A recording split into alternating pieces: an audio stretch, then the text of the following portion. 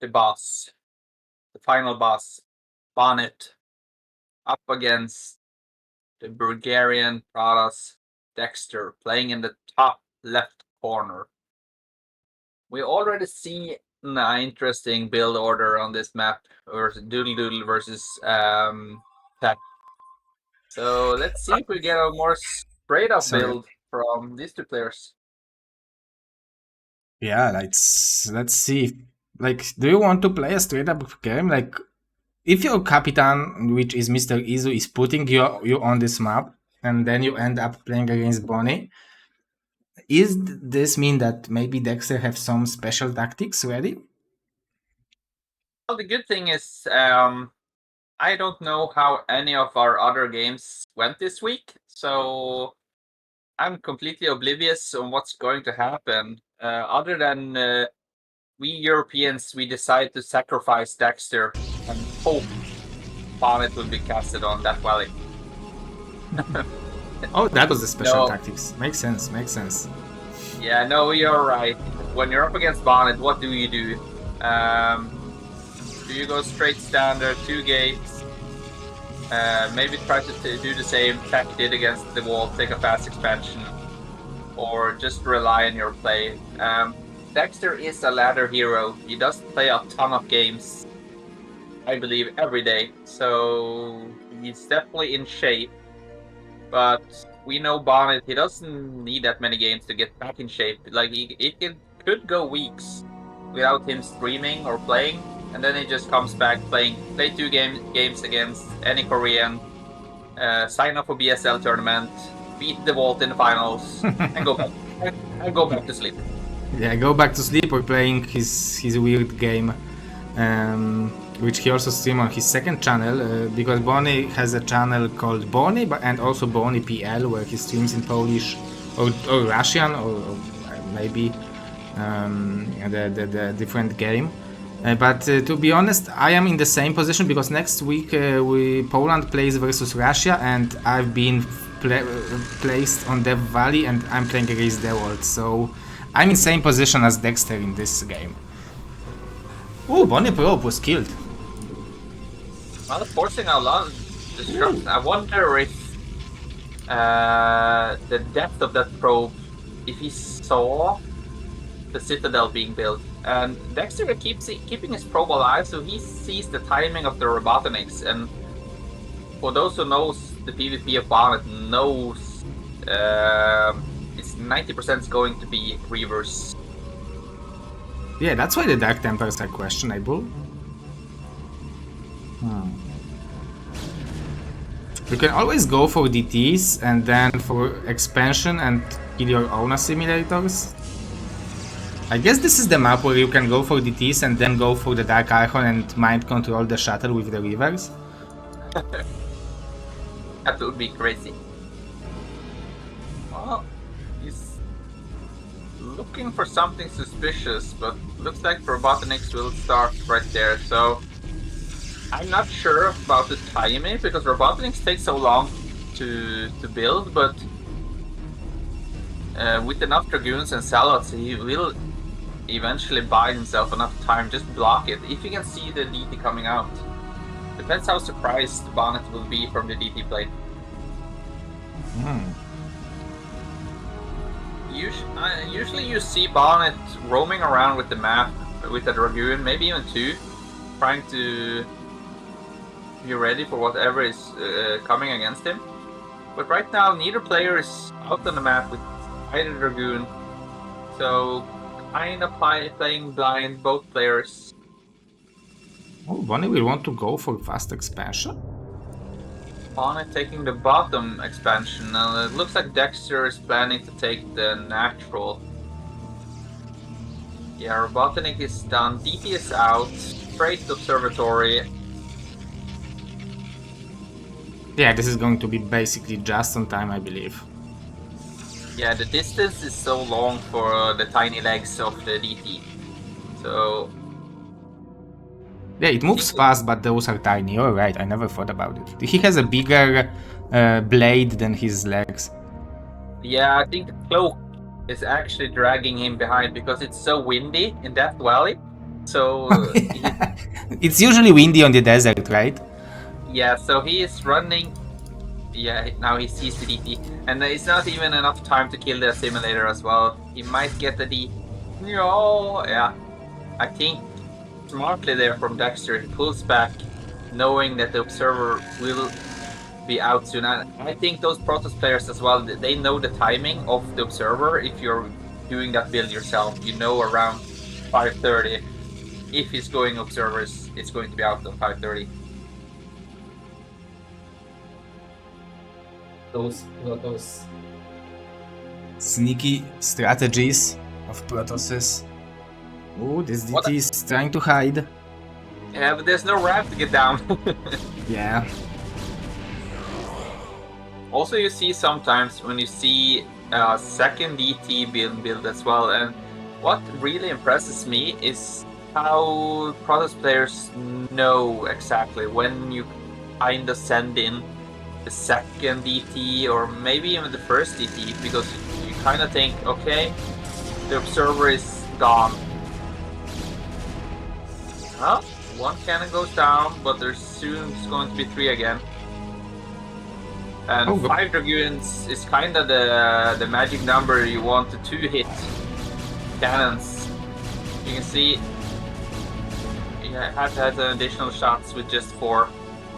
Storm should be done. You saw Citadel as well for Bonnet. It might be Hunter DT drop, or maybe it's just thinking, I'm just going to go mass units. Floodgates and just destroy him with ground army. There's no support bay yet either for Bonnet, so maybe I would lose money if there would be an option to bet if Bonnie will make rivers in PvP. I would say that it's 100%, but we can see that it's not. And I like this choice. This is smart to go for the DT drop. The expert commentary said it was only 90% earlier. So yeah, so makes sense. That's why he's an expert, and I'm just observer.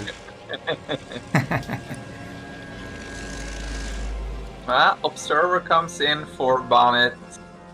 No detection yet for Dexter, so Bonnet will see everything he's doing. He will see the ranges on the way. He will see the gateway count. I think Bonnet will be confident in a good position, but both players have an Nexus up in a respectable time. But yeah, it looks like it's going to be a DT drop. Robotanics on the way. Oh, cannon on the way as well. But if we can drop on top of that cannon, 3 or 4 DTs kill a cannon really fast. Ooh. Oh, I see that. That's nice. That's also a big investment for Dexter. Like, that's part of his defense if Bonnet were to come with mass units in the front. Yeah, especially with rivers, right? And goons, you need every single storm. But it seems like he's ready for the drop, and he's not even like he has 1 zealot and 3 cannons in the front. So, but those goons can intercept the shuttle. Yeah, right now it doesn't look like the DT could cause that much damage because of the goons are in such a good position. But let's see. He just needs to protect the cannon. Yeah. He can kill the assimilators. Yeah, you're right. He can lock it. Oh, but then he had to like go for it straight away. Well, I guess the storms would kill it when he would be killing the assimilators. That is true. But that is so smart. Like if you just jumped on the assimilators and then just forced him to stay in his base. Bonnie. Okay. Maybe get a gate. Yeah, I think just commit to killing that gate. I think that's a big, a good decision for Bonnet. Nice micro from Dexter. Oh, almost. Ooh. But there is option for the storm drop now from Dexter, and he can. That's always very dangerous in PvP. Yeah, but the option is there for for both players. Like Bonnet can also go for storm drop. Oh, you're right. I wonder if he's probably just going to go mass units and then just throw 2 feedbacks or something on those High Templars, and then you kind of nullify the entire army of Dexter, which is relying on those storms. You will have 2 feedbacks for sure, right? So Yeah, killing 4 storms.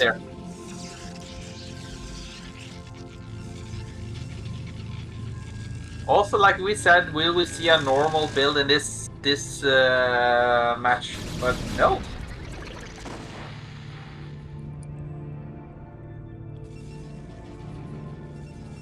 And it's funny to see as well different styles of different players and it just shows the variety. Like both players can play non-reaver, which is super standard in PvP. Yeah, and I really like it. This makes the battles because reverse makes the battles awkward. Sometimes they change the entire, like for one player they can kill 10 goons and for other player it can dodge 4 shots. But I feel like storms are more reliable. Okay, let's see if Dexter sees the I think he should see the Dark Archon. Oh, he's not dogs. I would be worried here if I were Dexter. Like I think like with that little push there, he saw the size of the Bonnet army. That's a lot of units from Bonnet. Yeah, this is 150 supply, 30 supply advantage, and 2 wounds just to be annoying over here. Yeah, looks like he's trying to bait Dexter over to the left side, so it leaves the natural more vulnerable. But third base coming up from both players, more cannons being added for Bonnet, so he doesn't lose 3 or 4 zealots just random walking into his natural. But it's also kind of awkward choke here for Bonnet to attack into, so I think he would rather attack on top of those ramps rather than running into cannons and storm in a small field. Oh, but this will be a high ground for Bonnie, and this is without an Archon, so do you want to fight it as Dexter? I guess the answer is yes. Well, he has the high ground and he's keeping, let's see, 1. Yeah, just 1. But how good is the storms? 2 good storms. Yeah, the storms are great, but the number of units is insane for Bonnie. Oh, but he had more storms. I'm not sure if you realized. So just a crushing army here from the Archons need to come up in the front to play against those zealots. But yeah, Bonnet realizes that he doesn't want to play with those Archons. He doesn't want to get burned. And Dexter is mining from the third base. Yeah, Dexter's holding on. Third base up and running. Bonnet looking to maybe take a 4th base. I think they're on the same amount of gateways as well. So... yeah, it's 8 to 8. 8 to 8. And the supply is evening out more. Looks like maybe Dexter is missing some macro cycles.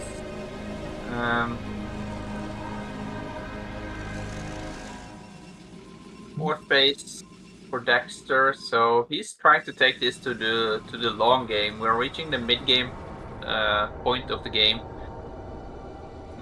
Double forge for Bonnet, so I think we only have 1 forge for Dexter. Yeah, and plus 1 weapon. One weapon advantage for Bonnie as well. Even like 10 zealots counterattack over here would be so effective. Yeah, and I don't know how much the +2 attack affects the fights in PvP. Like, I don't know how much that is a difference. Yeah, it's probably giving some advantage, but I don't know if it's crucial or not. Me neither, I'm not a PvP expert.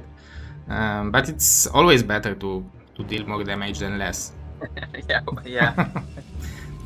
Was that a Stargate from... Yeah? Yeah, Arbiter. I like it. You stasis the observer and then you are happy killing the army with 25 Dark Templars. I think someone has to take away that special tactics book from you before you. Yeah. This is reserved for the Patreons. Yeah. Okay, we have a huge attack from the low ground as Bonnie, so it might be good for Dexter actually. Yeah, he's falling back to his own high ground. One feedback is being casted from Bonnet. Zealot's staggering a little bit here, and this is a Zealot heavy army for Dexter versus a Dragoon heavy army from Bonnet, so maybe? But there's still 2 Archons alive. Just looks like Bonnet just had slightly more and had the better engagement right there. Yeah. Crushing defeat there in that battle for Dexter. Yeah, it looked relatively good at the beginning, but then Bonnie just had enough. Yeah, Bonnet had plus 2 attack, so now we know the difference. And what? 4th base up and running, but it's hard to regain control after losing that army. So, oh yeah. I guess you can always kill assimilators and try to fight on this side of the map. Yeah, I think that's kind of like a decision you have to make. Do you want to make the game awkward and just like give up the right side and focus on the left side, trying to take more of the bases on the left side of the map, since that's where most of the mineral bases are? Dexter still believes. Plus 50 lead for Bonnet. We will have some small counter attack. Just enough to kill 2 cannons. Yeah, just enough, just like you said. Oh, purple. Just enough to annoy. And now Dexter have to decide how many units do I send to try to save this. Is it savable? He decides no. Well, a small argue here in the top right corner on who's going to take this base. Yeah, Dexter was first, but he cancelled it. 1 plus 3, 3-1 versus 2-2. Let's see the difference. Oh, but he's attacking the pylon. Never lucky.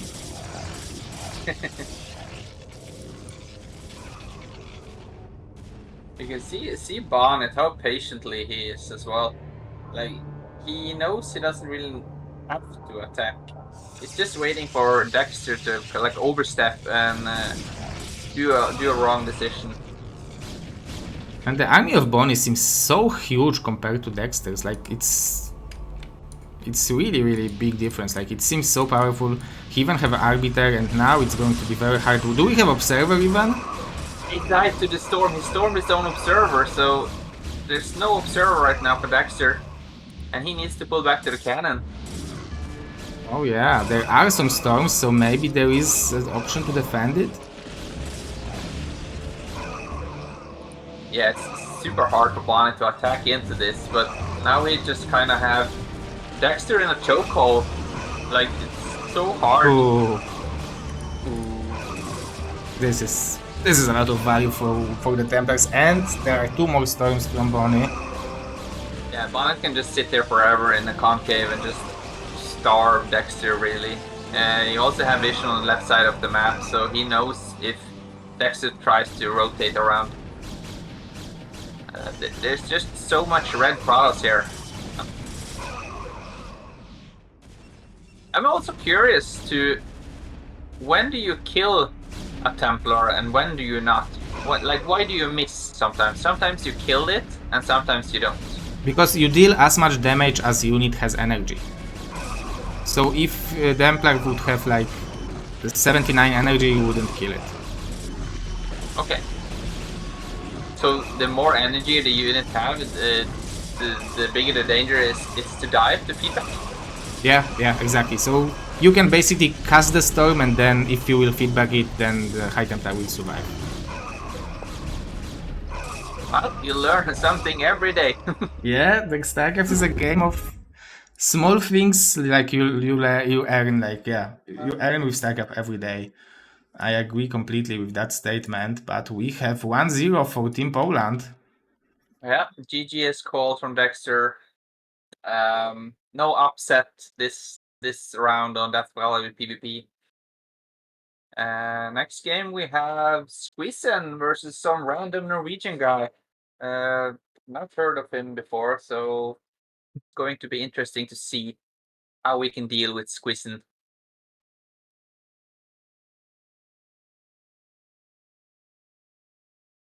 And the map is going to be Polestar.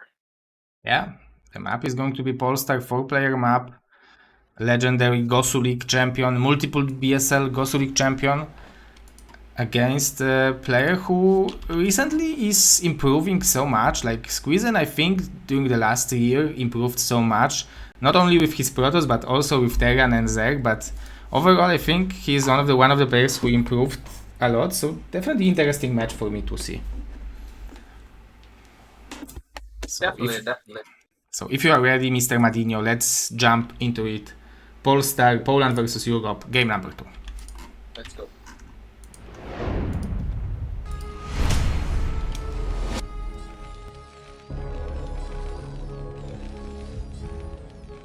Okay, so the bottom right. Oh, sorry. No. I wanted to introduce you, but because maybe I thought that you don't want to introduce yourself, but you are doing it.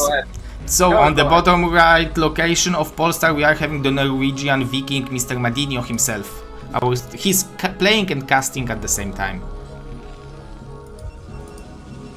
And in the top left corner, we have Squeezen playing as the blue Protoss.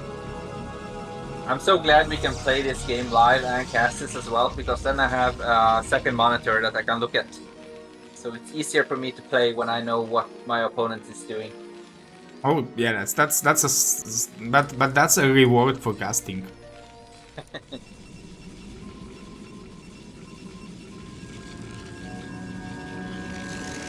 Yeah, like you mentioned, I've seen Squeezen. He's been playing a lot lately, and but I don't know. I feel like every streamer casts some either A rank challenge Terran, A rank Protoss, A rank Zerg. So I don't know if there's like a different community that I don't know about, because it seems like there's a lot of challenges going around there. So every player is struggling to get A rank with different races. So yeah, Squeezen's been playing Terran a lot lately. I'm not sure how he ended up. If he reached A rank, maybe he did. Yeah, he did. He reached A rank, and now he's trying to do it with Zerg. So that's well done by him. So you see, yeah. A late gas opener for Squeezen, which normally means a Salad opener or a fast Nexus with Forge build sometimes, but it's just going to be a delayed core with gas. So first Salad's on the way. Madinho with a slightly later scout than Squeezen, so a little probe SCV hug there in the middle of the map. And then Madinho with the 227 factory, so what should he be working on in 2025 since his factory is already moly. I guess Artosis should call you, not Gypsy. Right? Yeah, maybe. Holy moly, coming back after a break with the suitcase, which brings him to 2 minutes 27 seconds factory. Probably. Probe disrupting the timing of the factory, so it's slightly later. So it went back to reset settings to 234 factory. SCV gets in here, sees there's no shenanigans from Squeezen, sees the sellout, pulling back his Marines. Yeah, that's a nice Sim City. You can't. There is no gap for the Zealot between the gas and barracks, right? It is, because you can see the SCV can go through there. Oh, so okay, so there is no gap only here. Yeah, not there, but between the gas and the barracks there's a space.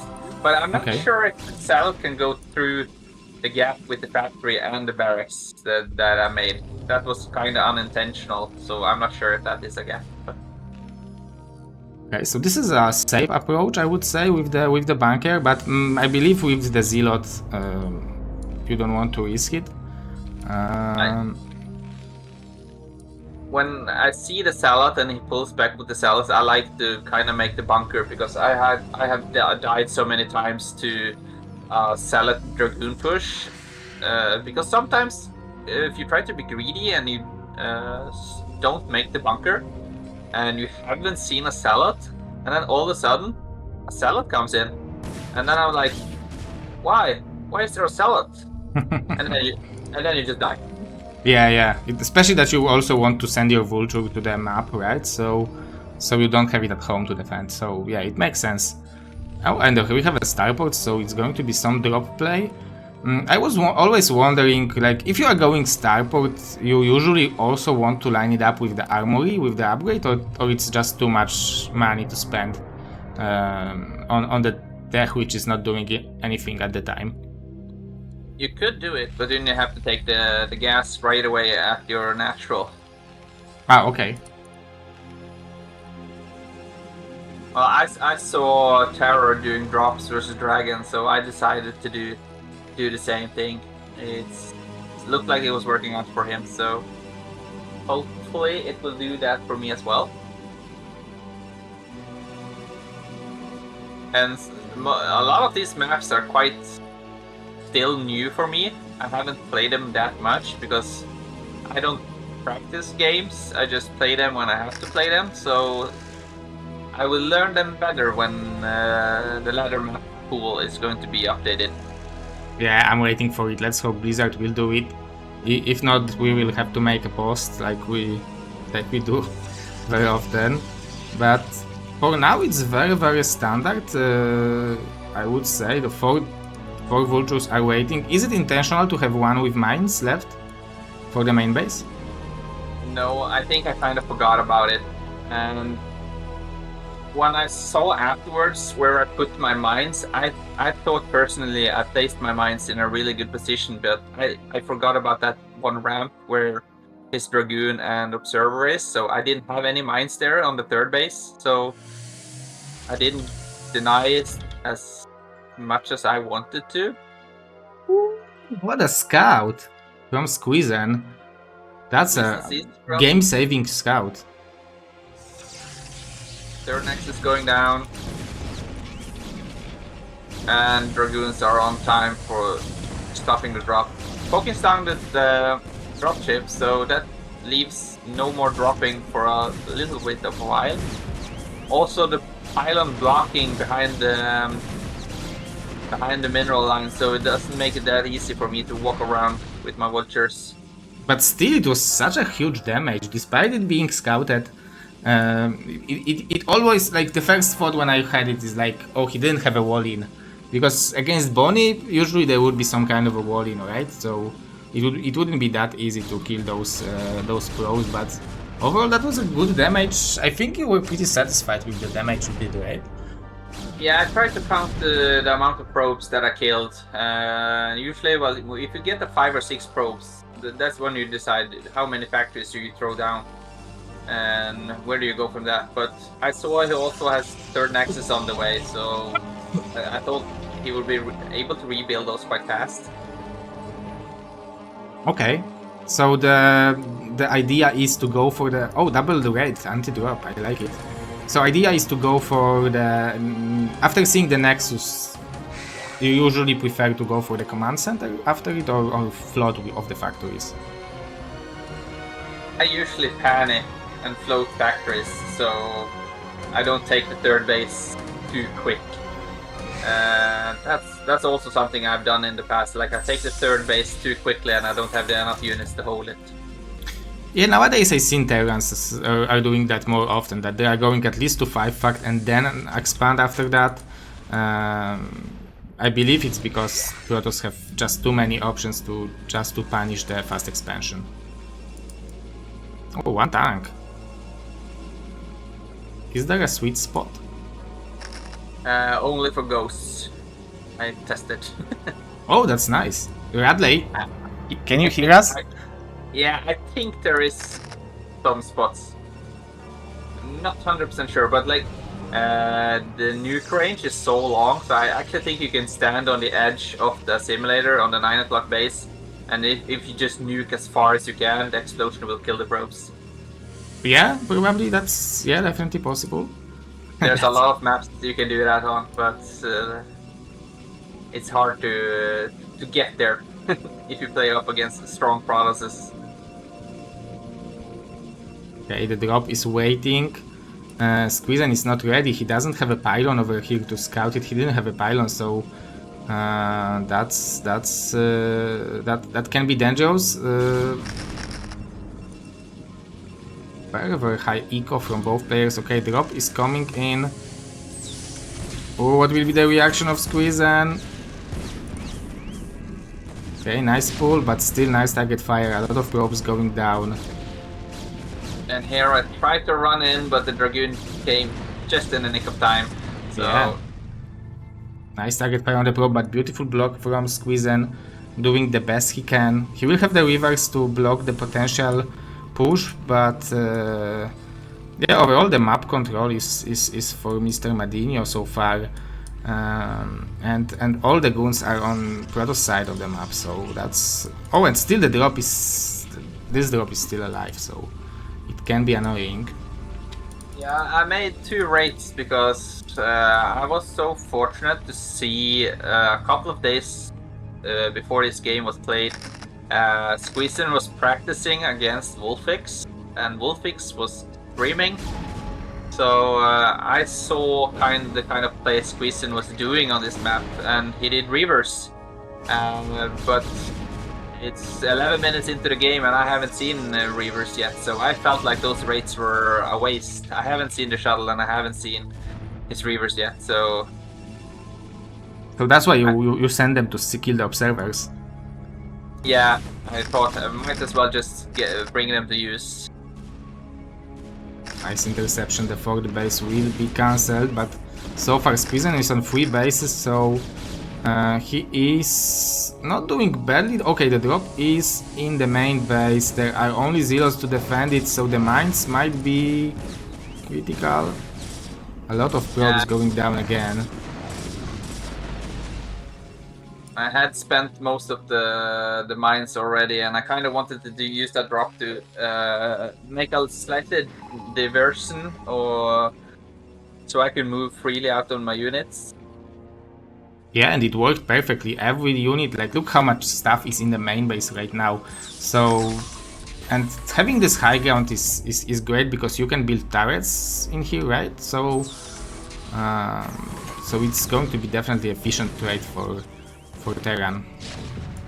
Yeah, oh, sometimes when you drop as Terran, and even though if you don't kill that much, like you cause a distraction, and Protoss send a lot of units back home to deal with the drop. So if you forget about them, you might trade it more efficiently in the fight afterwards, and you even buy yourself a lot of time because he needs to get those units on the map.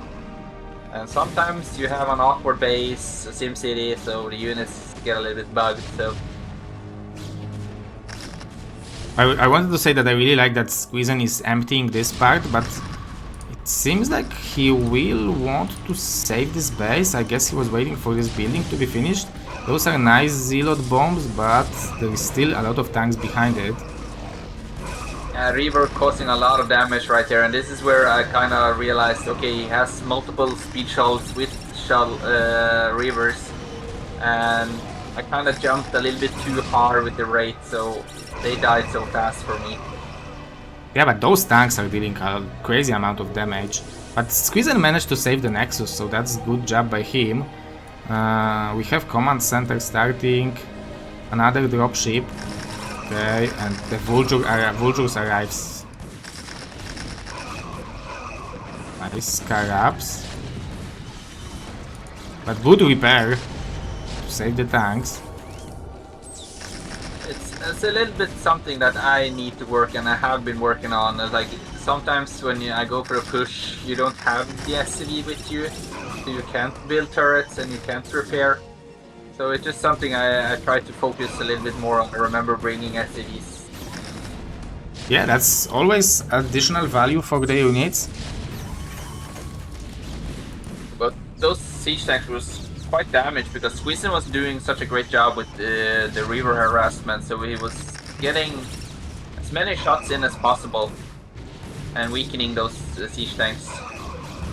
Yeah, oh, and he realizes that he has some extra tanks in the back. Oh, but those tanks are gaining so much value. 11 kills and 7 kills. The probes are dying. Okay, Squeezen will want to eliminate those tanks, but there are units everywhere. Constant pressure, and we have a beautiful drop in the natural. Ooh, Martinho. That's why he is our casting expert today. Try to cause a little bit like a havoc and be all over the place, really. Try to cause some distress here and there on the map. And I felt eventually like I was taking a bigger grip of the game, especially when I got on the high ground and get the fair trade. And I really like to use dropships to play. So the hardest protoss to play against are those who put cannons in their main. Yeah, now it's empty to drop, right? Like if he would put a cannon in each base, it would save him a lot of probes. Yeah, and you see a lot of times in PvT, the process that they put down a cannon in their main around the 30 minute mark, because that's usually when you start to harass with drops. So yeah, it makes sense. Martinho takes one back for you, Team Europe. Yeah, tying it up. Now we will have the team captain of Team Europe, Mr. Izu. I was sent there to be eaten. Izu also very good micro player with his 2 versus 2 experience. Definitely. And Izu is having no easy task up for him. He has Mr. Bombastic himself, and he's even a third coach. So for the right patrons, we recently saw hit him up, signed up for General. Was it? Is it Wolf of Wall Street? Wolf of Wall Street for $200 a month, which gives him 3 hours of coaching each month for bonnets. Yeah. No, from zero. So I hope hit him up definitely use those, or maybe if it's allowed, maybe he can donate those 3 hours to a friend or family. It could be a perfect Valentine's gift as well. Definitely to his girlfriend or wife. That would be actually excellent to make her love StarCraft.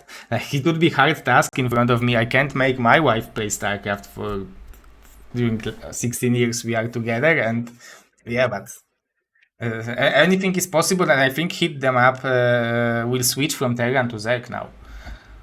Yeah, I'm still trying to. So last year she finally remembered that I play Terran. That's pretty much everything she knows. Yeah. Yeah, it's hard to get girls play StarCraft, but and that it's very time consuming. But I usually say that I need to go out in the office and do some work. You should. Okay. You can also call it workout as well because you sweat a lot while playing. Yeah, definitely. Okay, let's go. Game number 3 between Poland and Europe. Izu versus Zero.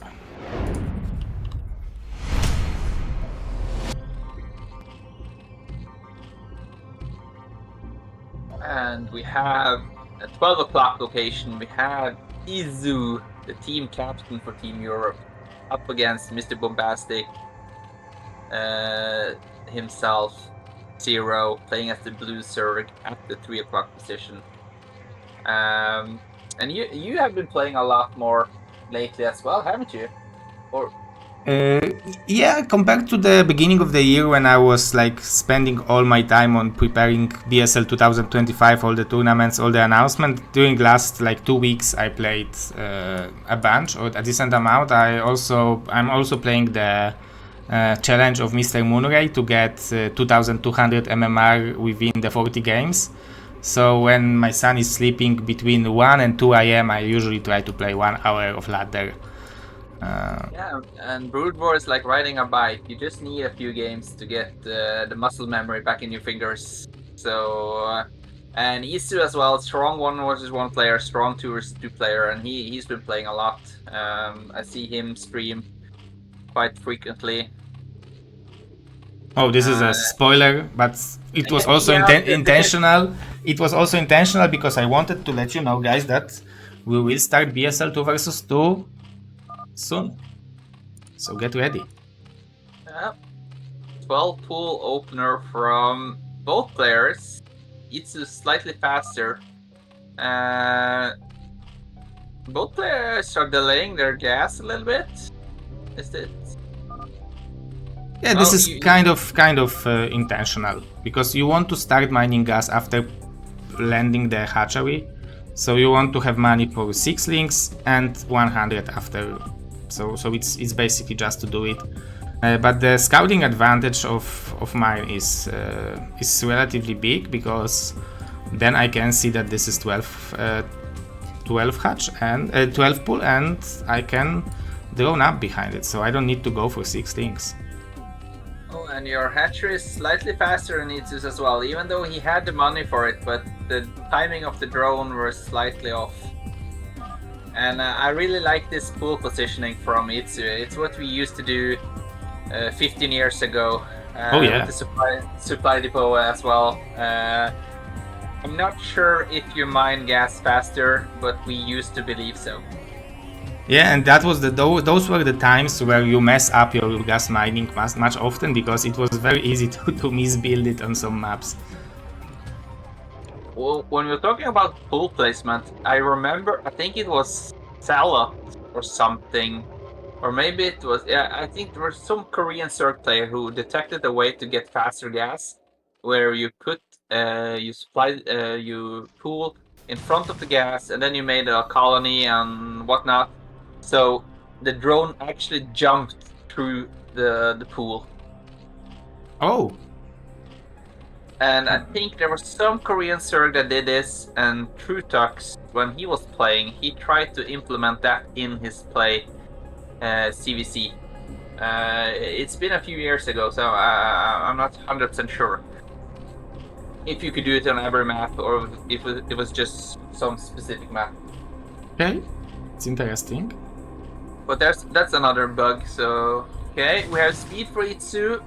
No speed for Zero yet, but you have the drone advantage. Can Zero get in? Speed kicks in for Zero. The Ling do get in, see the lair. It's not that easy to see the lair timing, really. So oh yeah. It could be just started and just finishing at the same time. The secrets of the Zergs. Well, still 2 more drones up. Did you make a couple of extra and were a little bit greedy, or? Yeah, because I wanted to go for the Sunken, and that's why I built that extra drones, but then I seen that he lost 2 links, so I was like, okay, I doesn't need a Sunken anymore. Yeah, and right now it looks like you have more Zerglings than him as well, because right now Itsu decided to drone up.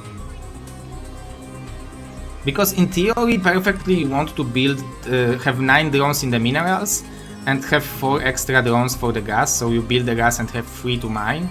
So that's how you perfectly want to optimize, but you can always try to punish this by simply making pure links. Yeah, so you need like 16 drones then, so you can like make the gas on a natural and then have 3 mining. Yeah. Oh! It's power of Another Izo. sneaky link. Sneaky link getting information, sees the spire timing. No second guess. Oh! He gets it. Nicely done. And now Itsu is up 1 drone. I can see you're kind of ahead of with the Overlord timing as well. So Itsu actually blocking himself with the 34-34 curse, which usually is 44-44 if you're Terran. Oh, and Izo decides to attack. A good concave here from Mr. Zero. Gets the better engagement, just slaughtering those links from Itsu. And now Itsu needs to worry about massive link and mutas from Mr. Bombastic. So he needs to sit back home and fight his Zerglings, but his fire was slightly faster, so he should be able. Well, there's so many links, so yeah, splitting those Zerglings up. Where do you defend these two? Yeah, it's always a hard call. You might end up losing your hatchery if you decide to go for your main, and he does. And now we have 2 hatch versus 1. Fire is done, Mutas is up, and 2 gas versus 1 gas. Saves most of his links as well, Mr. Bombastic. Yeah, but this is 6 mutas versus 4 only. And Iso Micro is insane. It's defender's advantage here from Mr. Bombastic. Gets 2 drones. Gets back out. Itsu doesn't want to overcommit right now when he 1 hatch deficient. So let's see, Itsu will be kind of all in. He's relying on winning this air battle. How well does this Scourge connect? 1 connect. No connection. Yeah, and the links decided to go and die. Those links are scouting. Where are the mutas? Yeah, and those links will be deadly. Good for Itsu, because now he can try to attack the main with his mutas, and he's kind of on the clock. Attack the main with the mutas, and then go for the natural and get the drones. So clock is ticking for Itsu right now. Oh! Oh! Yeah, the Scourges are trying to buy time, but the links are doing the damage. Gets 1 drone. Can he get a second one? More links being made from Mr. Bombastic. He realizes he needs more Zerglings to defend the ground from Itsu. But it's still 2 hatch versus 1, and Itsu is still on 6 mutas, 7, soon 8. But this is soon just like a numbers game. Oh! Misfire there from Itsu. Doesn't get a drone. And now the links are a constant threat from Mr. Bombastic because there's no ground defense from Itsu. He doesn't have the hatchery to rebuild mutas and Zerglings at the same time. Yeah, those links are buying a lot of time to mine this extra gas. And the second hatch for Itsu is so far away in the future, so I don't think we'll see the game go that long. The longer he waits, the more gas Mrs. Hero will make. So still clock is ticking. Zero producing. You see is up 10 in supply, a group of mutas now, so it's just a numbers game. He can just go a move right now, take the fight, chase down the mutas. Which it looks like Zero is deciding to do. No, more Zerglings coming in from Itsu. Good use of the drones right here. Saving. 1, 2. These are really showing the power. Itsu trying to run back in. But there's so many units for the blue Zerg. 2 of them are weakened. Gets 1. Gets 1 drone as well. Trying to buy as much time as he can. He already has extractor, so he just needs to send the drones. Yeah, but he doesn't really have the drones for it. But now he has the defender's advantage. Second hatch is done. Could make Scourge. Can he buy enough time? Think Zero just have too many mutas. More Scourges coming out. And all the mutas of Itsu dies. And Mr. Bombastic teaching us how to CVC. yeah. This is how I teach you guys. You just need to make enough links, kill your opponent hatchery, and then struggle for 5 minutes to defend 1 hatch versus 2 hatches. But yeah, Mr. Zero putting Itsu back on the school bench, giving him some homework for round 3 and round 4 next week. Exactly. And now we will have Wolfix versus Ziki. Wolfix also relatively active recently, I would say. Yeah, but have he been playing that Protoss challenge, a Protoss or something? Oh yeah, recently he Yeah. did. So and he's up against big superiority in Siki. Even though Siki is not that active anymore, he mainly plays what is it, Age of Empires. But he's still a force to be reckoned with. And Siki is the type of player that can take down anyone if he decides to. So not an easy task for Wolfix, but I like Wolfix's style. Like he could play mech and can play rates and bio. So it's going to be interesting to see what the options to do here versus Ziki. Yeah, let's see the map, the 4-player map. There is a chance for Team Poland to win 3-1, but we have a chance to tie it up and decide in 2 versus 2. So let's check it. It's going to be Ziki versus Wolfix. Let's get this party started.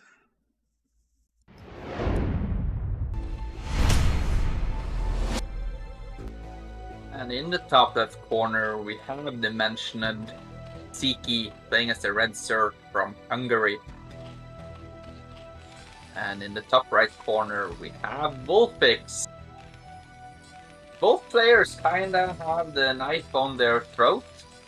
Wolfix can secure the victory for Poland, and Ziki needs to win this game to tie it up 2-2. And then Team Europe and Poland will rely on the 2 versus 2.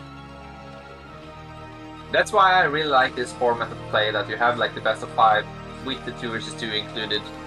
It gives the opportunity more players to show themselves as well. You don't really need to be just a 1 versus 1 player. And 2 versus 2 is also very exciting. Like I really liked it. Like when I made the first season, I realized why I played a lot of 2 versus 2 back in the days, because it's very fun. It has its own meta. It's very intense, and it's more micro intense because you make less units, but you need to make more with them. So yeah, overall, it's also very hard when you fight like Mutas and Goliaths and Irradiate versus like Maelstrom and Storm and another Mutas.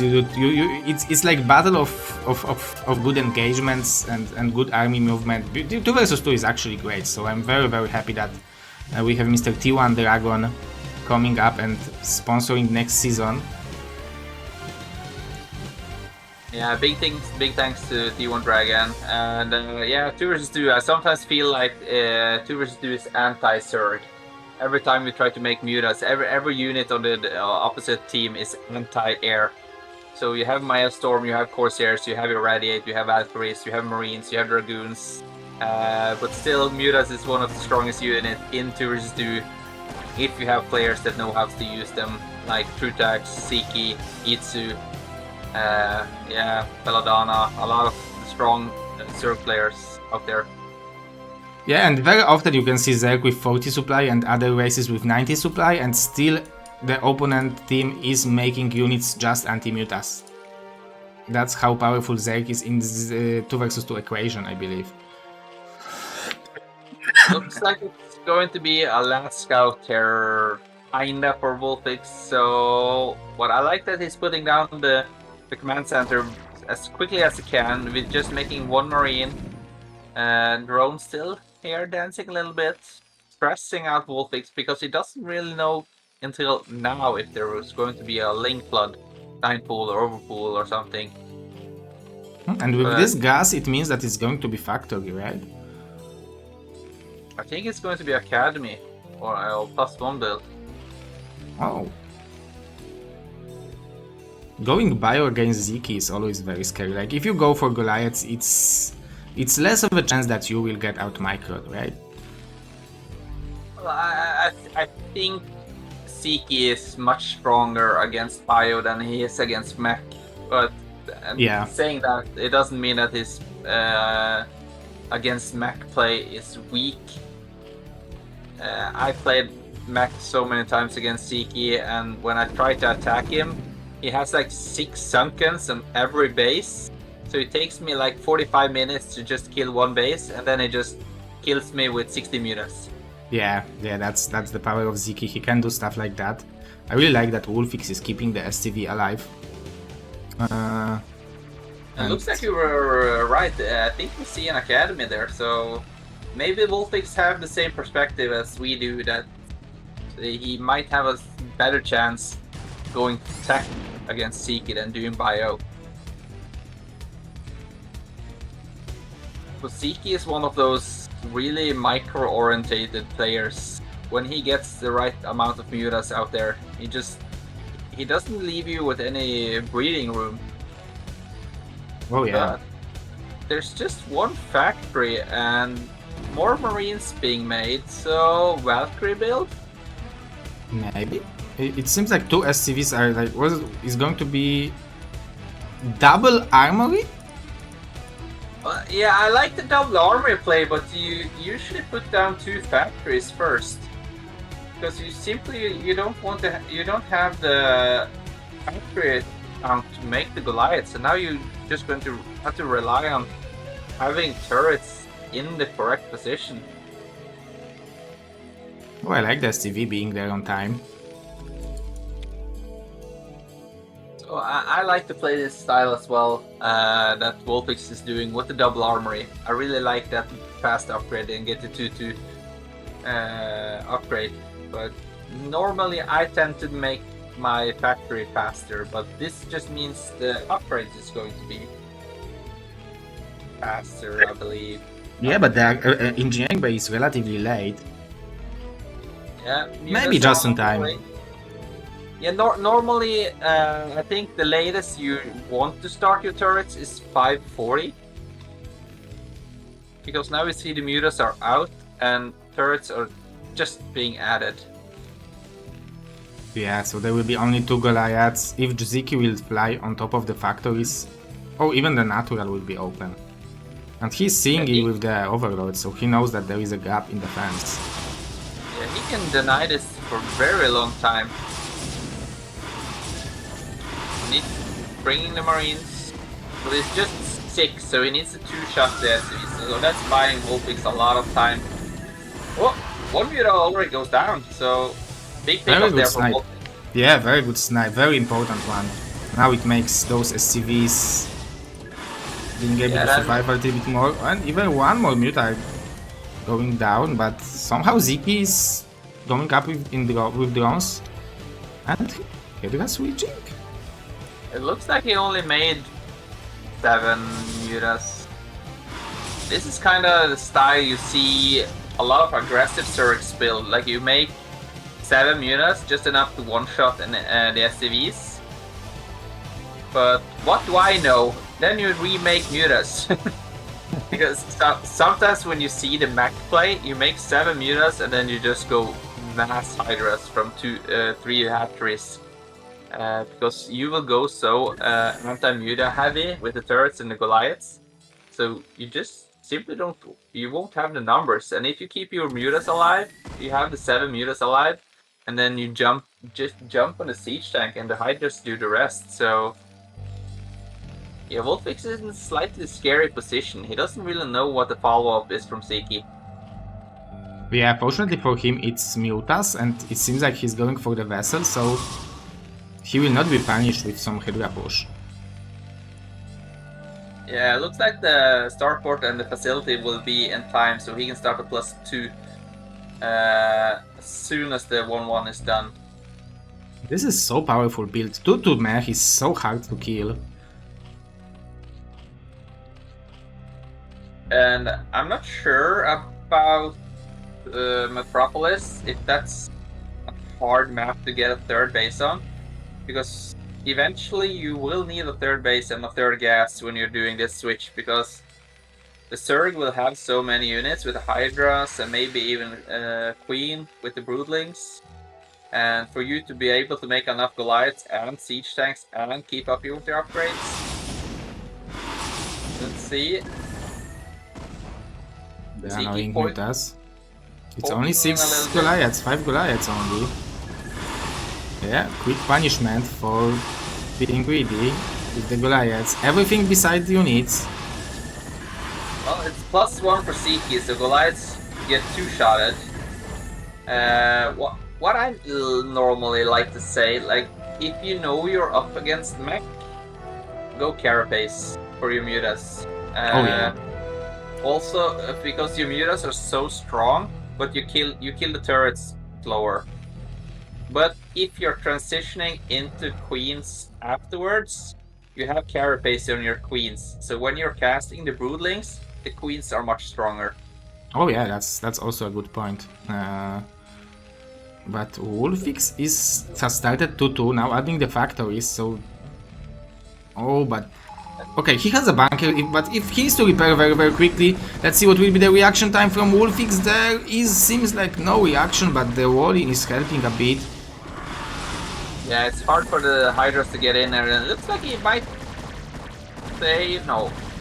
Particles are getting down, and it looks like somehow the gas of Wolfix has been disrupted. There's just 2 there, and look how far they travel to be able to deliver the minerals. So I think we even can put four SDVs on this gas because the scan is blocking the pathway. Alright. So I think you need at least 4, but this is so many units from Ziki. He's just constantly making units from 4 hatcheries. And he's coming in at a time, like a minute earlier before the 2-2 is done. No siege tanks. I think making those mutas for Ziki was so smart because Wolfix made so many Goliaths that he had no siege tanks. And this is a broken base for Wolfix. Yeah, even the command center might fall. It will fall. And this was just at the time where Wolfix was getting his macro up, he was adding 5 factories as well. So I think Ziki just came in at the soft spot. Yeah, that was just the time where he should have hit. If he would hit 1 minute later, there would be 1 or 2 rounds of Goliaths from 2 extra factories, and it would be different. But yeah, that's the power of Ziki. He can do stuff a few seconds earlier and deal this extra damage. Yeah, and you can see he already put rally point outside of Wolfix's base, so all his units is just gathering outside of his base. And he's still making Goliaths, there's no siege tanks on the way. And that's partly because the gas was quite awkward, and so yeah, it just doesn't have the minerals, but it's not that easy for Zerg. Another drill. Good target firing from Ziki, picking down 1-on-1 Goliath. Yeah, but those high ground Goliaths, if there would be 2-2, those Hydras would basically have no chance of breaking it, but... Oh, but the SCVs are making Goliaths dance! The drill was good and then it was not. Now it seems like it's broken. And how close are we to 2-2? Yeah. A little minute away. Just Ziki not putting his foot off the gas, just driving against Wolfix from beginning to end, really. Just slightly too fast right there. But I like the build from Wolfix. I think he had the right idea. Yeah, I like it as well. Like if first of all he was interrupted with mining in the natural with mutas, so that was probably a thing which delayed his build order. But if it would, like, it could definitely surprise Ziki. He didn't know what he's playing against. I'm pretty sure that it's pretty hard to calculate that this is this kind of build order. So. Yeah, that was a nice attempt by Wolfix, but it was extremely hard opponent to make it work. So yeah, good job, but not this time. Ziki showing the power why he is considered one of the best or the best foreigner Zerg. Yeah, and an important win there for Europe, which again leaves us to it's going to be another 3-2 series. We just need to see which way the scale tips to Poland or Europe in the final 2 versus 2. Yeah, Wolfix and Bonnie versus Izu and actually Dexter, because he was replaced, like Dexter replaced Wave. So it's going to be Izu Dexter versus Bonnie Wolfix, Zerk and Protoss versus Protoss Terran. Very exciting. Okay, let's go into it. Let's go.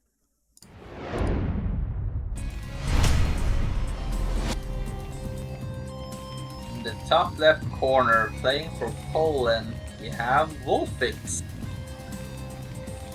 And his ally in the top right corner, Bonnet. Up against Dexter. Pretty sure he's making his tours to debut ever. And his ally, Izu, playing in the bottom left corner as the Zerg. Well, Izu's playing to make 12 hatch and he hopes he doesn't need support to get it. And I really like Wolfix and Bonnet as a team. They really like crack the TVP code.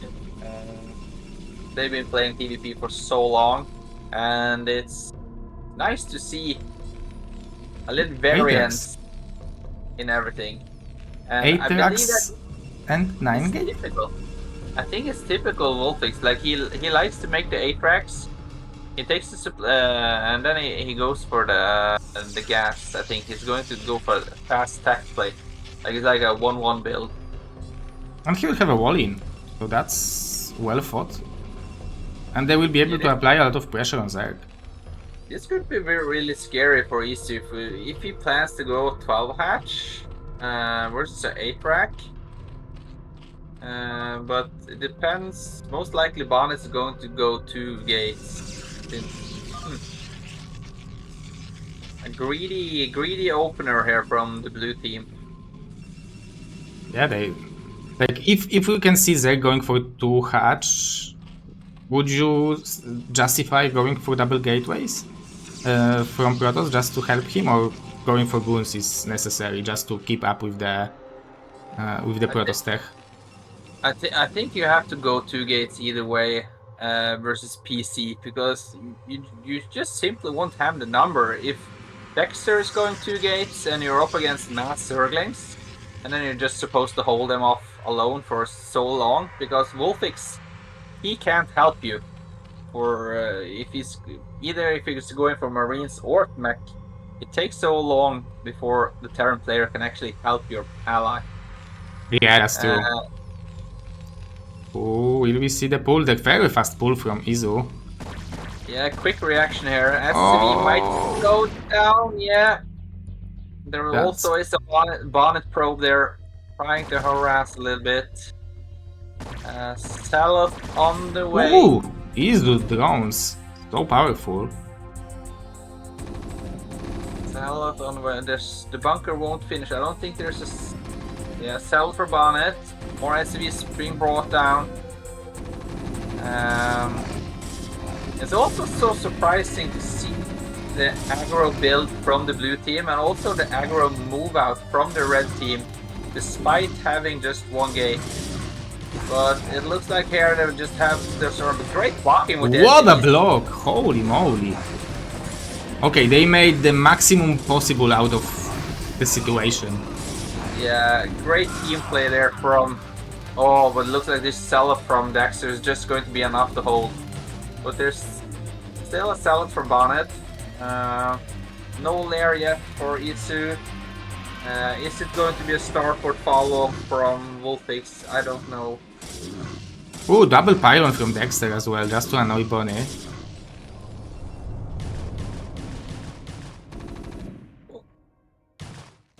Still some radiant there, but the drone's doing a good job kind of dancing on top of the salad.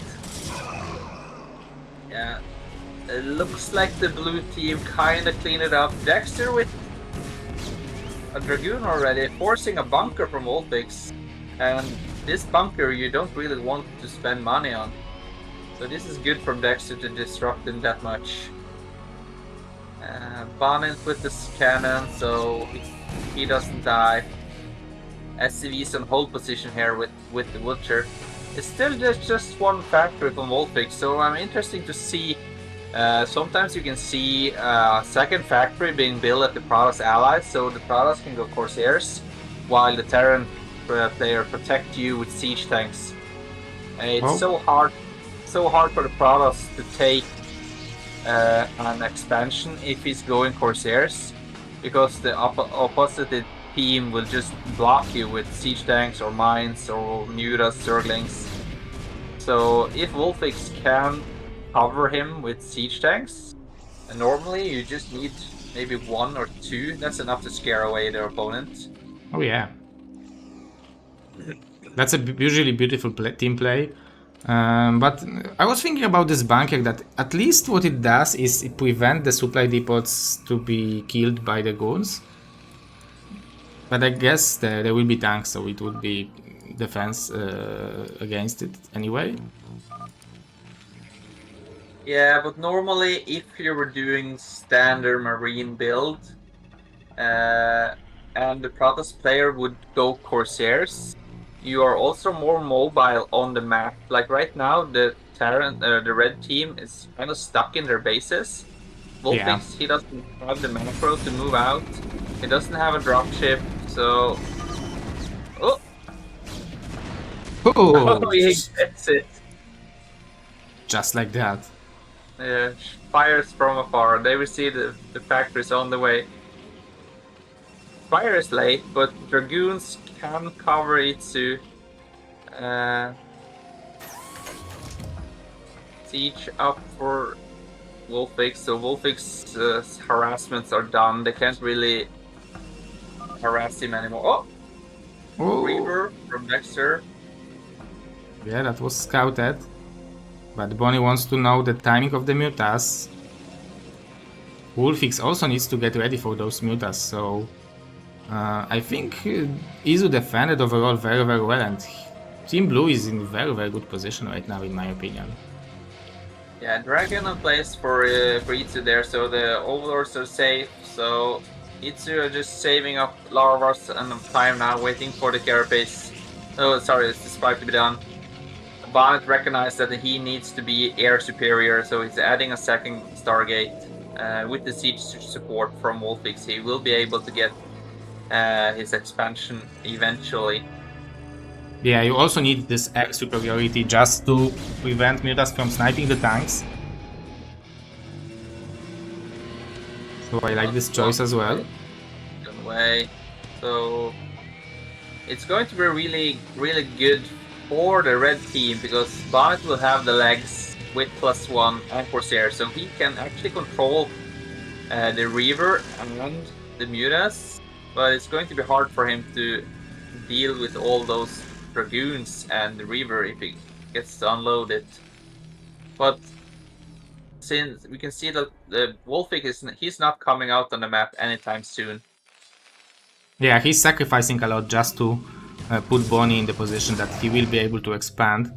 But this is a perfect timing of the turrets. In 2 versus 2 you don't want to commit that much into harassing, because there is always a chance that Corsairs will be there around. And yeah, one tank is enough. Yeah. And it's really smart as well and play on each other's strength. Like, you know, Bonnet can grow so big if you give him a base. But Wolfix, he doesn't have any units. And the blue team is scouting the entire map, so he sees the Corsairs are coming in. Itsu might even upgrade, burrow eventually, so he can burrow those links and have like a little mini map hack on the map. Oh, that's a good idea, yeah, definitely. And that's very like typical as well. As a circle player, you make the burrow. So if you're up against a Protoss player who eventually goes Templars or whatnot, you can deny his nexus, and you can have 8 to 12 Zerglings burrowed outside of his base, and then you catch any stray Templars moving around, or stray Dragoons. So it's super strong, gives you a lot of vision. So let's see now. Slightly isolated Corsairs. Also having those links could give him notification that the Corsairs are on the other part of the map, so that he can jump on top of the tanks. So yeah, that's okay. So they are waiting for +1 carapace with the attack. 2 rivers are there. Oh, look how fast that shell goes down. So I'm not sure why Dexter is pushing here. They know the siege tanks are there, but they are not in a great position. They're so far back. And, oh, 10 Corsairs. Yeah, I feel like this is an overextension here from Dexter. But he's killing that. Well, Oh, the tanks are being sniped with the mutas. The Yeah, coursers. Okay. There's still 3 tanks. The river is dealing really big amount of damage. And you can see how actually the supply is super close for either team here. Both teams have a lot of units, and but the blue team is causing a lot more damage than I was expecting. But that's mainly because of the poor positioning of the siege tanks. Had they been more up in the front, this would be shut down completely. And we can see they are already securing the... Zerka is already secured the third base. We can see Dexter already thinking about the same thing. And they are denying mining of Bonnie for a long time. Yeah, Wolfix is kind of slow on the gun here, to be honest. Like, he's not repositioning his siege tanks slightly fast enough, and that's now... Oh, another bunker. Okay, the Corsairs wanted to go and save. Well, +2 carapace is on the way for Isu, and that's... Oh, it's actually not. That's a little bit surprising, because Bonnet can then still retake air superiority, and I think Bonnet as well is expecting +2 carapace to be on the way, so he's adding the sleep bacon so he can get +2 air attack. But I'm not sure if, like, all of these players are 1 versus 1 players as well, so maybe they're just switching over to the long run, where Itsu is planning to get high and upgrade on the Zerglings. Yeah, we have +1 carapace on the way.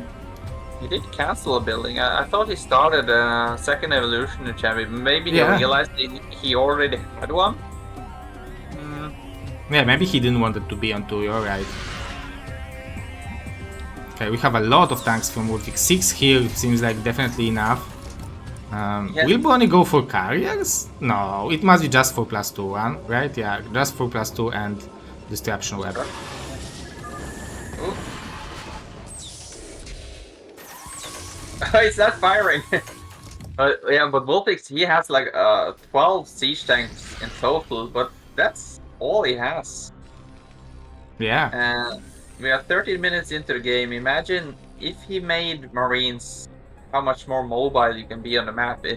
Pretty much, it's so important to have map variance and be active on the map and map control in 2 versus 2.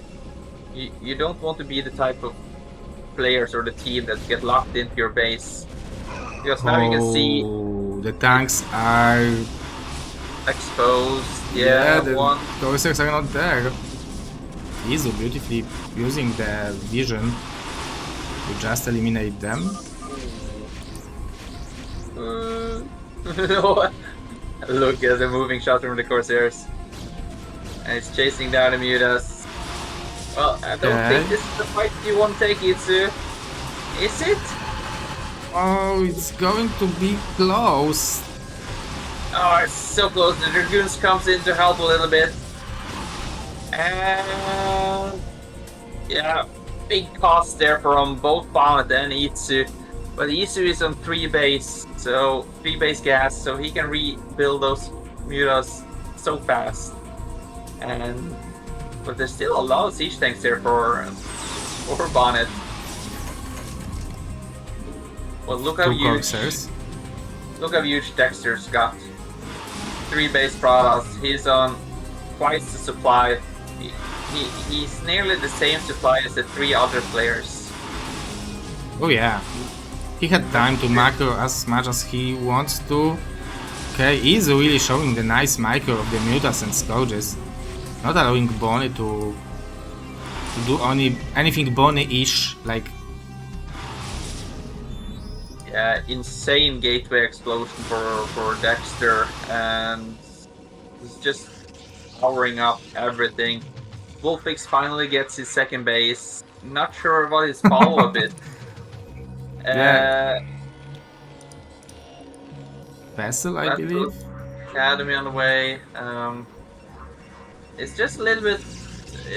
I have to be honest. I'm quite surprised to see this right now because I've been up against Wolfix and Bonnet, and I feel like usually they are pretty strong, but the blue team are handling them pretty well at this moment. The red team had the right idea, like as soon as Bonnet got those siege tanks, I could take his base. But the blue team is doing a good job keeping Bonnet honest, really. He's just at 25 probes. Itsu taking up 4th base. It looks like Dexter is taking middle. So yeah. Yeah, the moment you can see someone taking the middle, it's... Oh, but now, nice split from Izo, minimalizing the losses. Yeah, but how will they kill Dexter now? He's basically 200. Yeah, and Dexter's just sitting in a massive concave, and since it took so long for Wolfix to get a base, his main is almost mined out. So he is going to go from 1 base to 1 base again. And if he's switching to Marines right now, there is going to be so many High Templars for Dexter. And yeah, they just have to have the perfect engagement or something, or a massive EMP, or Lady Luck on their side right now. More mutas from Itsu right now. Irradiate, that's always helping a lot. The Corsairs are doing whatever they can, but this is just too much stuff. Although it's still 6 Corsairs left, so Bonnie is doing the best he can with what he has. It's +2 Corsair versus +2 Carapace, so I guess that's like maybe even. Maybe the mutas are slightly stronger. Yeah, you are always happy as a ZZZero if it's equal upgrades, right? Oh, and the tanks are exposed. Yeah, even though Bonnet have had a Nexus for so long, he hasn't really been able to mine that much from here. Yeah. And now if Itsu just commits and taking down these siege tanks, yeah, I think it just should be like an A move now for...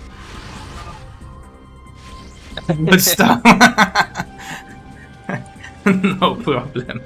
Yeah, that happens. It happens. I think still, even without Storm, I think he could just A move.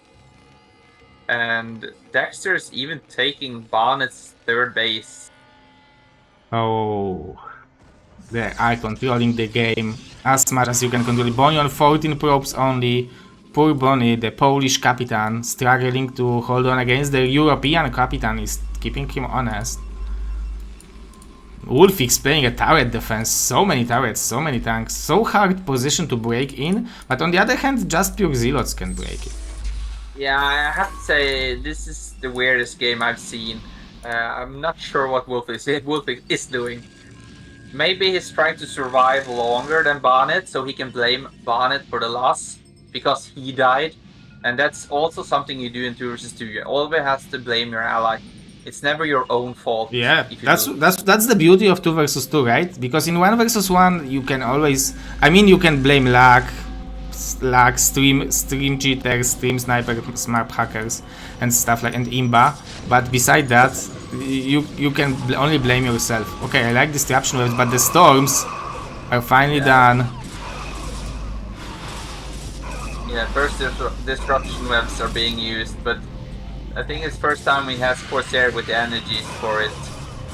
And yeah, Itsu is so big, Dexter's so big. I'm not sure what even Dexter is doing right now. Maybe he's trying to save the base of Itsu or something, or... Yeah, good and a weird game overall, really. Maybe he misclicked A move. I see a flood of Zerglings running down here. I'm not sure if Itsu has Hive or Swarm yet, but oh, he switched to Hydras. Yeah, they are killing Bonnie. Yeah, looks like this is the beginning of the end, and it's always good to see a dead Bonnet. Then you have a slightly better chance. GG is called from the Polish team, and Europe takes it down 3-2. 3-2, very nice. Very nice victory for Team Europe, and that's a nice rematch for the last season finals. And I didn't like what I saw from Dexter. This means I'm probably benched for next week 2 vs 2, and Dexter took my spot right now. So. The fun thing is that you know he didn't. You play against Zerg team of Latam. Babo Yeah, Belladonna. Are you ready for ZZ? I yeah, guess you don't want to say your special tactics right now. No, I can't spill them right now. We haven't played our games yet, so I can't spill it. Just have to wait and see. Yeah, great series. Another 3-2 close series. Also, I just want to point out that this is the Kitty Patty is second sub week Agosu for 5 Wave months. had to be replaced, and he wrote in our chat that he always shows up for a scheduled game. And last week he didn't show up, but he told me that the game was scheduled, but we had to play when the vault was ready. So he blamed me for taking his spot. And this week he went on vacation, so he's in Spain or something right now. So I hope he enjoyed a well-deserved cerveza or a margarita, and he definitely needs to buy a drink for Dexter for putting up in his spot and doing it superbly. Yeah, great performance by Dexter. Also a nice game in 1 versus Bonnie, keeping up to like 20-minute game and delivering it. So both players who lost in 1 versus 1, they win in 2 versus 2. So everyone is coming out with the victory in Team Europe. Yeah, it just kind of shows how important and how that 2 vs 2 game can really change everything. But if you will look at the teams, let me open it right now and show. Visit this window. I just had it open. So those are the teams. So each of those teams have superior 2 versus 2 players, right? Because Latam has like Babo, Ultra, Belladonna, Depleted.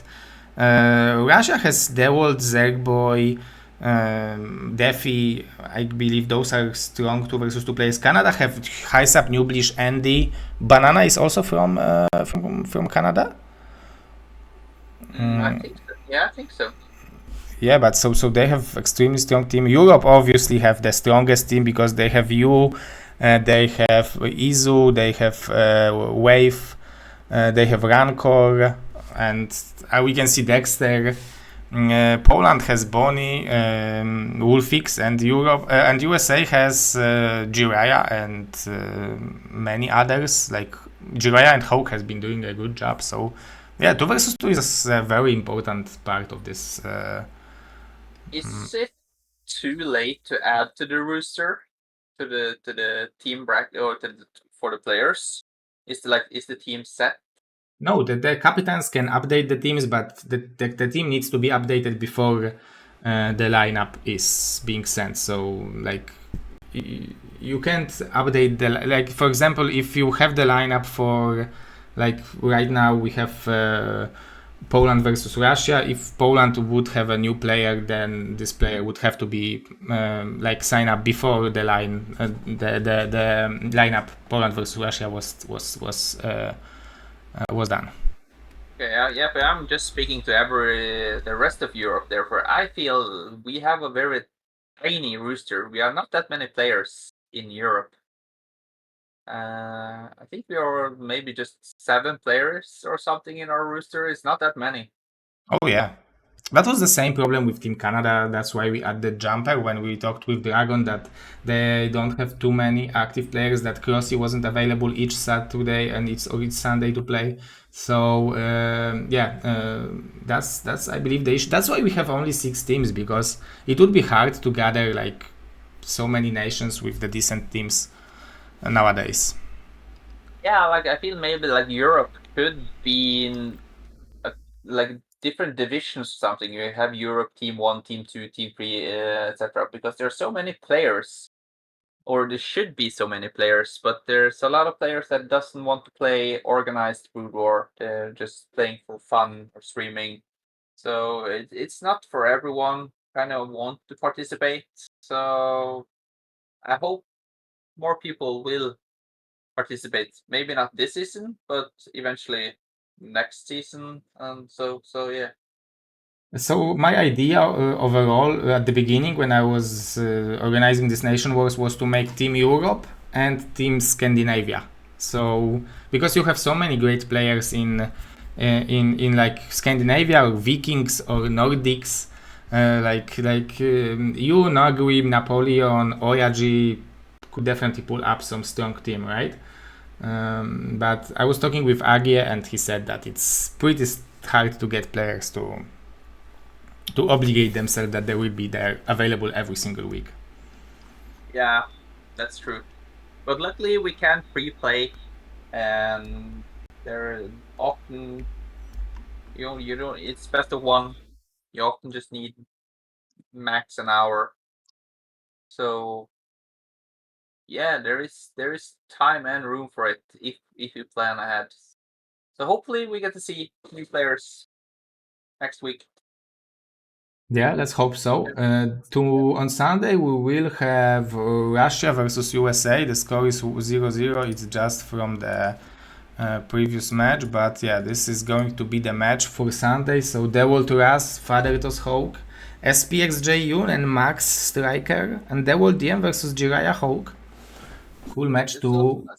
Yeah, Jaehoon, I think this is the first time we see him in Nations League this season. Yeah, he was added like 2 weeks ago. So yeah, this is his first appearance.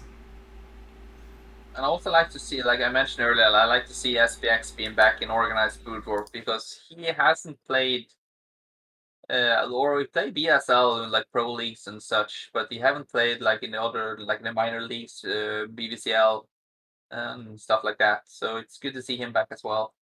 Yeah, definitely. And here, Mr. Madinho, maybe you will be able to thank to our wonderful sponsors, or you want me to do it? If you can do it, that would be super.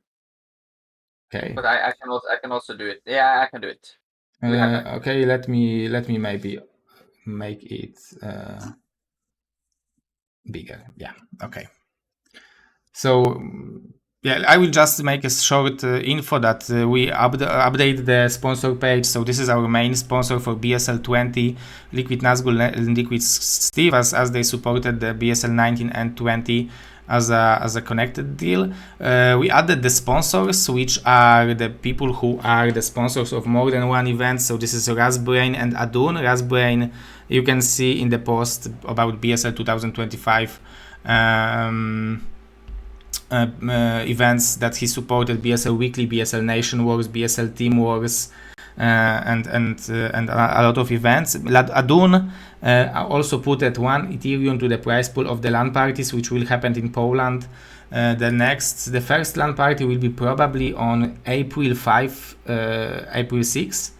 I'm still working on the last details, and we have the event sponsors like Mr. T1 Dragon, who sponsored BSL 2 vs 2 Season 3, which will be announced, and LML, who added extra $25 to the prize pool of each BSL weekly, so putting it on $75.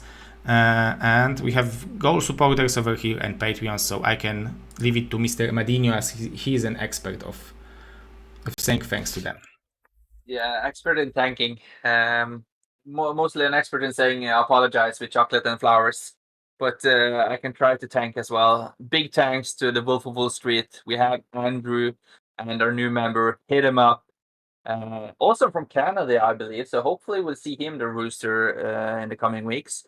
Bombastic General, $100 a month, my fleeting dream. Bombastic Colonel, Striker with $50 a month. We have Bombastic Major ++ with $30 a month to Pacalypse. At Bombastic Majors, $20 a month with Shiming Gypsy, Chauzu, Marinho, Steven Robertson, KJ, Daniel Lopez, LML, Nicholas Schuler, and thanks to everyone else. And big thanks to Mr. Bombastic himself for organizing and hosting. And as you can see, there's plenty of room for more Bombastic Colonels, Majors, Oh yeah. etc. There's a lot of space just missing your name.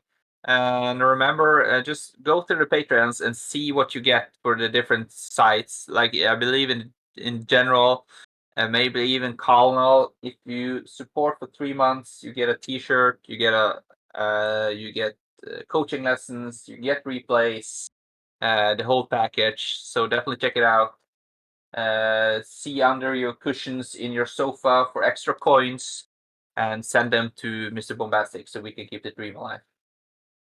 Thank you, Mr. Madinho. Really, really great sum up. I just want to remind everyone that we have weekly tournaments. Also tomorrow we will have the second one, so you can check them out. I guess this is the wrong countdown, but tomorrow we will have the second weekly tournament.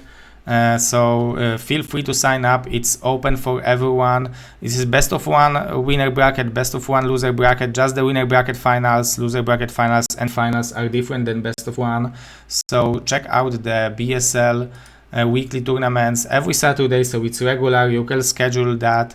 And beside that, we have Nation Wars each Friday and each Sunday. And on Wednesday, we have For Fun Wednesday tournament. No prize pool, just for fun. I have a flu, so there was no macro tournament this Wednesday. It's going to be moved to next week. But also I want to remind you all that we have the big changes post, which you can check out all the changes. The biggest thing is that we have the points which you can earn to qualify to BSL Pro League and BSL Grosu League. The points are distributed through the weekly tournaments, but also to the Shield Battery ladder stages. And we have Shield Battery ladder stage being live right now, the February one. You can see the players playing, so Shield Battery is quite active nowadays. You can go and find the game. It's only for winners, so you don't have to be afraid that you will find some Korean with lag. You will not have to blame lag for losing. That's what I'm saying.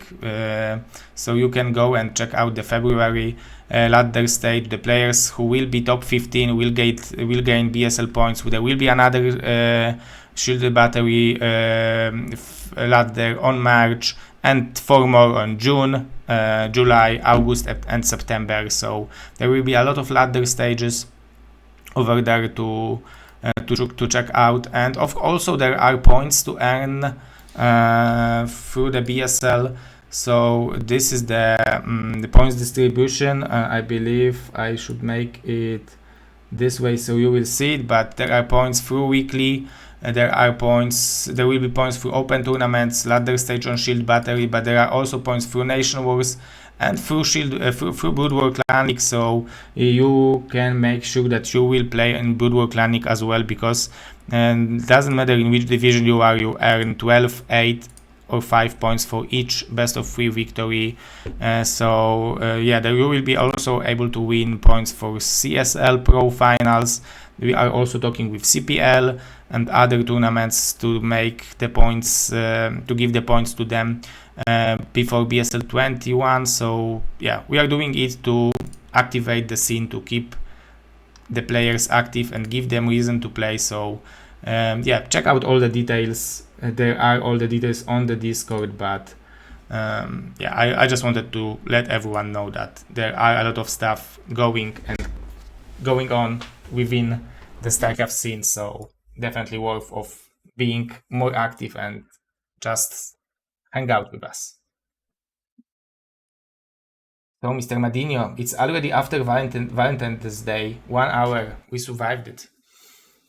Yeah, depends how punished we will be tomorrow and how much homework or home duties we have to do. So big thanks to everyone who's spending Valentine's Day with us. I don't think it's just for the love of the game, but it's the love for Mr. Bombastic and to see Protoss die. Hopefully on Sunday we can see Team Russia. They just seems like they're learning Protoss in school or something. There's not many Zerg players from Russia, Oh, that's so true. hopefully on Sunday we see a lot of Protosses die. We'll definitely see one in the first game in the Walt versus Ras, which Oh is yeah, good. that's true. That's true. That's very possible that one of them one of them will die. There is a small chance for the tie, but I don't know if there would be a tie. They would probably play a rematch instead of having 1-1 score. But it will be Yeah. interesting. We've seen ties in StarCraft, right? Yeah, occasionally from time to time. Yeah, So yeah, well, I have to get up with the kids in the morning so Nina can sleep in. So I have to go and tuck myself into bed as yeah. well. So thanks for having me and thanks for watching. And I'll be looking at the schedule for whenever I get permission to cast again. Yeah, that would be wonderful to have you, Mr. Madino, guys. Definitely go and check out Mr. Madino. He had a little bit he had a little bit break from streaming, but he said that he's back with his suitcase to get ready to win the BSL.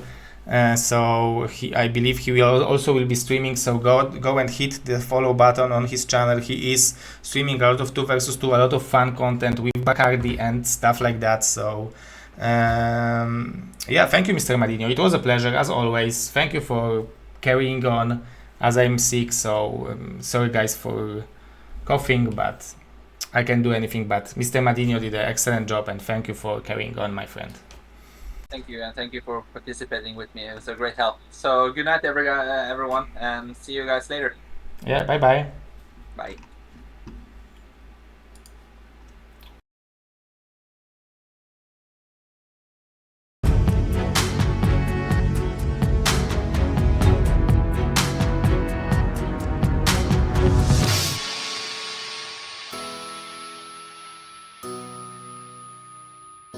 Oh, I thought that I will go and talk with Mr. Madino backstage, but he already left. He must be really tired, and yeah, waking up to the kids early is a struggle. To be honest, my idea was to play a little bit after the stream, but I'm very tired. I'm also sick, so I want to go to bed. It's 1 a.m. for me. I've been doing a lot of talking, so let me host someone who is streaming Brood War. Let me see. Mr. Jiraiya is streaming Brood War, Mr. Terror is streaming Brood War, Mr. Ultra is streaming Brood War. But we will host Mr. Jiraiya as he is helping a lot with 2 versus 2, and he is a decent persona, Super Gosu, 2 versus 2 player, Super Gosu person. LML, Mr. LML, let me see, what did you write?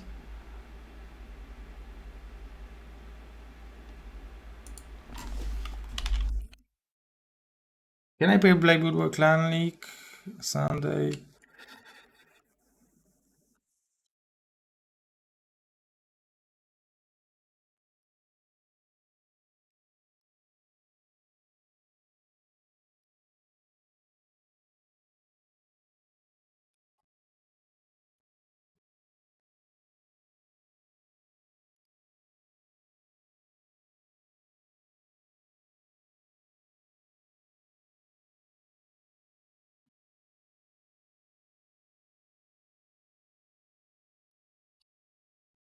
Okay, excellent.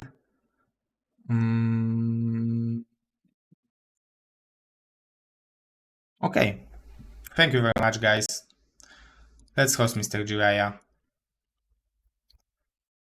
I will go and switch Karolcha, put her back to sleep with Olivka, and go to sleep with Max. So thank you very much.